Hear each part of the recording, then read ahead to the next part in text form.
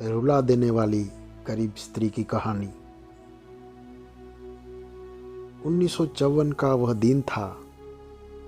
विदेश की धरती पर जन्मी एक विदेशी लड़की भारत आई। उस समय भारत में बहुत गरीबी थी। लोगों को खाना नहीं मिल रहा था। भारत के लोग गरीबी तले दबे हुए थे। कई लोग ऐसे थे जिनके पास न रहने को घर था, न खाने को अन्न। ऐसी गरीबी देखकर उस लड़की को लोगों पर बहुत दया आ गई।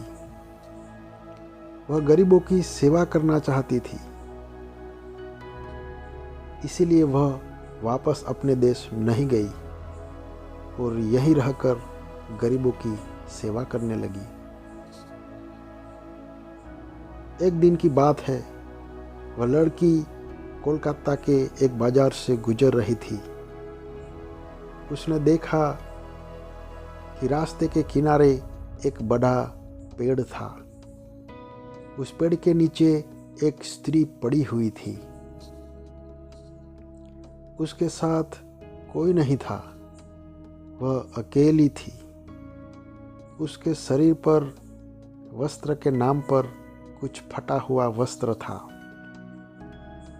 और उसकी हालत ऐसी थी कि उसे देखकर ही रूह कांप जाए।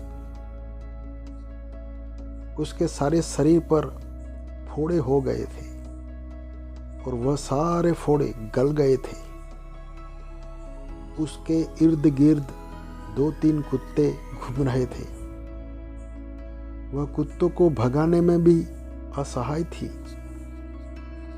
वह कुत्ते उसके पास आते और उसके फोड़े फुंसियों को चाटते थे। वहां से गुजरने वाले लोग अपने मुंह और नाक पर हाथ या फिर नाक बंद करके वहां से गुजर जाते थे,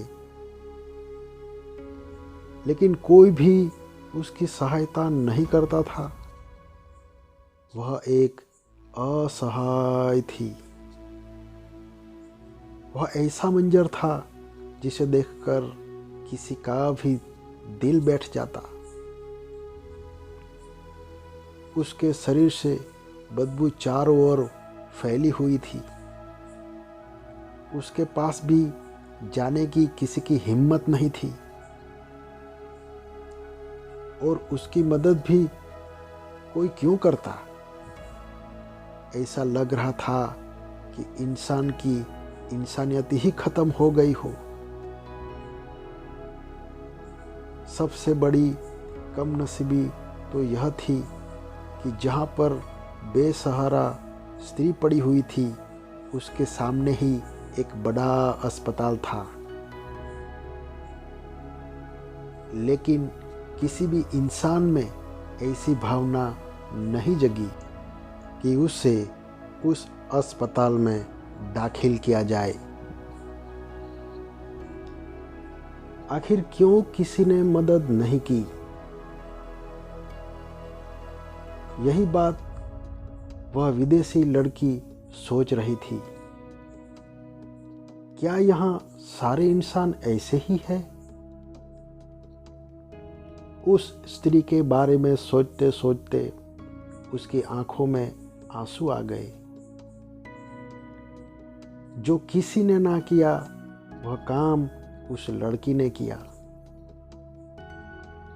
पहले तो उसने जो कुत्ते उस स्त्री के इर्द गिर्द घूम रहे थे उनको भगाया। जहां वह स्त्री पड़ी हुई थी वहां जाकर उसने उस स्त्री को पानी पिलाया। उसकी आंखें अंदर जा चुकी थी। उसने जीने की आस छोड़ दी थी।